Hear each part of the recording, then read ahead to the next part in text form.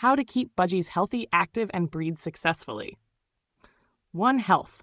Diet. Mix of seeds, pellets, fresh veggies, fruits, and cuttlefish bone. Cleanliness. Clean cage and fresh water daily.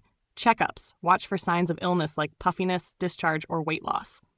2. Activeness. Space. Big cage or aviary with flying space. Toys. Swings, ladders, chew toys, rotate regularly. Interaction. Talk, whistle, or train daily. Companionship. Keep in pairs or small groups. 3. Breeding. Pairing. Choose healthy, bonded pairs over 10 months old. Setup. Breeding cage, wooden nest box, pine shavings. Diet. Add boiled eggs, sprouts, and vitamin supplements. Season.